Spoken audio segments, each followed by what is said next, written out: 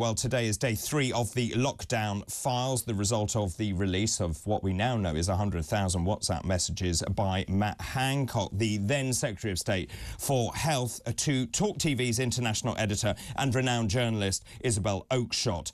Now, this was to enable her to write his self-congratulatory tome, The Pandemic Diaries. Now, we know day 1 was all about the callous way that elderly people were treated. The fact is they were discharged from hospital, they came from the community, they went into care homes, none of them were tested, and we know what the result of that was. That revealed the political priorities were put ahead of clinical need. Now, day 2 was about children, the fact that children were ignored, the political doctrine seemed to take centre stage. It was clear that ministers were not following the science, as they claimed repeatedly, day after day, incessantly. And today, yet more shocking evidence has emerged detailing how ministers had no regard for the well-being of the public, used coercive tactics, they overstepped their ministerial briefs, they applied excessive pressure to the police, and they tried to silence critics of their draconian measures. Well, I'm absolutely delighted to say Isabel Oakeshott joins me now. Good morning to you, Isabel. Good morning. Really good to talk to you. You and I know each other. We have spoken about this a great deal. I know that you struggle with this. You release this information because you believe it is in the public interest, and the vast majority of people messaging me this morning agree with you. Thank you. Yes, David. Look, I knew that I would take a bit of a knock over this, but this is about far more than my reputation and far more than, frankly, Matt Hancock's reputation. As a journalist, I'm not here to protect or save the blushes of politicians, and I don't mind a bit of a rocky ride if it means that really important truths about events that affected every single one of us get out into the public domain. Now, we can talk about the public inquiry, and politicians can try to say, well, the right and proper place for all this is in due process and the public inquiry. Well, fine.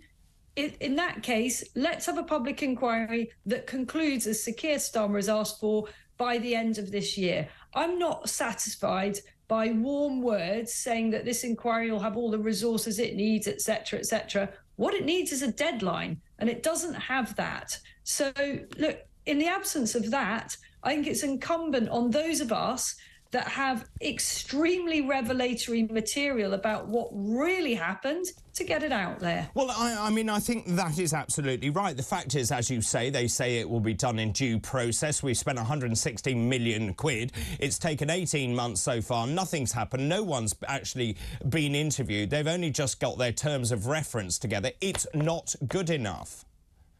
It's not good enough. And, you know, the unbelievable volume of messages that I am getting from ordinary people who suffered and in many cases are still suffering as a result of flawed policies based on a false prospectus, all too often, as we've seen in these WhatsApps, based on what was politically convenient at the time, what they thought would make them look good, their overwhelming desire not to be seen to have got anything wrong, suggests that this was absolutely the right thing to do. People out there are still paying the price. And in today's Telegraph, we have an unbelievably powerful piece by Rachel Johnson. Now, people will be familiar that she is the sister of the Prime Minister who oversaw these policies. And actually, the WhatsApp show had quite a lot of doubts about them himself. And she writes really powerfully about what she describes as her unquenchable rage,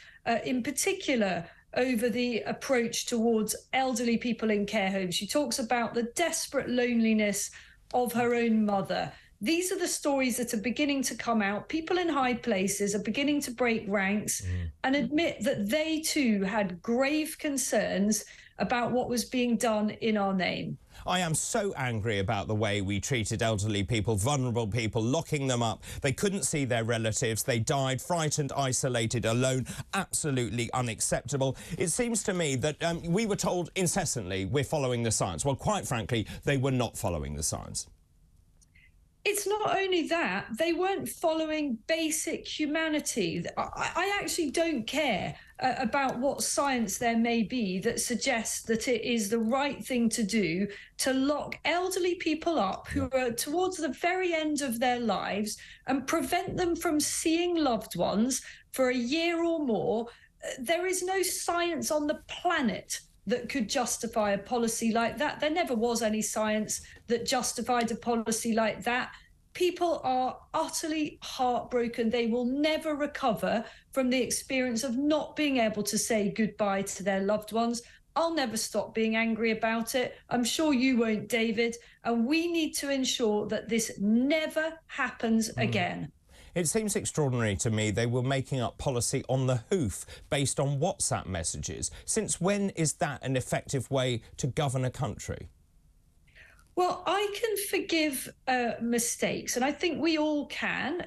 I can understand the sheer pace at which decisions were having to be taken. And I can also understand that ordinary government couldn't take place because of the social distancing measures and so on that were put in place. And we can argue about how many of those were actually necessary, but they weren't holding meetings or bumping into each other in corridors or just being able to summon people into the office as they normally would be able to. So I actually have some sympathy for government by technology, and they were using WhatsApp to do things fast. What I don't think is forgivable is to mix that with chit-chat and gleeful conversations about how delighted they were that so-and-so has been arrested or so-and-so has been locked up in a hotel. Matt Hancock joked about how they were locked up of their own free will during hotel quarantine. Well, actually, it wasn't their own free will, was it? Because the government harnessed the full might of the state to change the law so that people were forcibly quarantined, so that people were criminalised for sitting on the grass and going for a walk in the countryside on their own.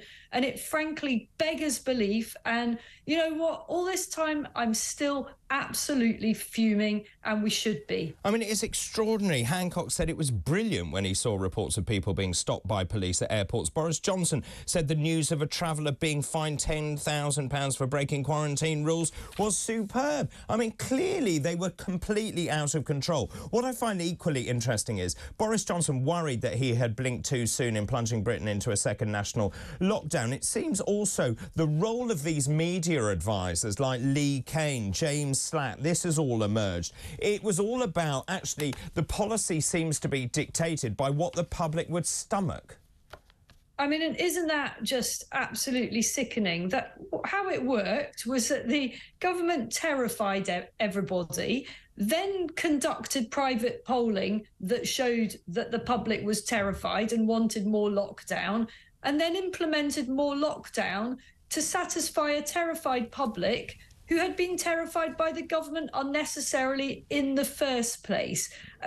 One thing I also think is very unfortunate, to put it mildly, is the extent to which people around Boris Johnson, people around the Prime Minister, who himself had been pretty much blown off course by the experience of nearly dying of COVID. And I think we can forgive him for that, making him feel rather differently about things.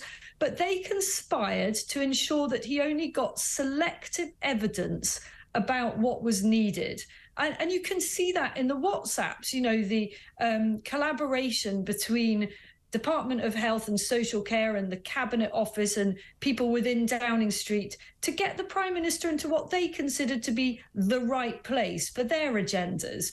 So I think that we can cut Boris Johnson some slack because he couldn't possibly have been expected to be on top of everything. And people around him pushed him around. And we can argue about whether or not he should have been stronger on that. But I think that there are real questions to be asked about the extent to which they manipulated him.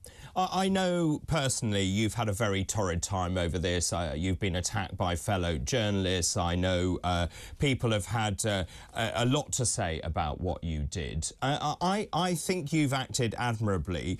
Do you have any regrets in doing this? And also, what's it done to your own mental health? Oh, thank you for asking. I'm sure everyone will be relieved here. I'm not going to go all Meghan Markle on you and say thank you for asking. It's so kind of you. Look, I'm really tough. I've been through many controversies in my career as a journalist. I do break big stories. I don't worry too much about the cost that sometimes has on me. This is about so much bigger thing than that. I'm disappointed that journalists who very rarely break any stories themselves, never mind anything of this magnitude, should be lecturing me on journalistic ethics when they've never had a story that's presented them with a serious ethical dilemma. But you've got to look at the big picture here. It isn't about me. It is about millions of people who suffered unnecessarily, and all of us who are paying the price for a broken economy and a broken NHS. I've got lots of messages saying you deserve a medal, actually, from people here, so that will obviously go some way to helping you there. Just in terms of the way the Telegraph is pushing these stories, I mean, clearly we're on day 3. Is there more to come? There's plenty more to come, David. I think we'll be running this well into next week. And I think there's huge appetite for it. You know, in a sense, this is a kind of the start of a public inquiry. It's an informal one, but let's get it all out there. And if people have more information, please send it in. You know, I'm getting some amazing messages from people with their own stories. I love it. Please keep sending it to us at TalkTV as well. Thank you very much indeed, Isabel. Really good to talk to you. That's Isabel Oakeshott, who's TalkTV's international editor.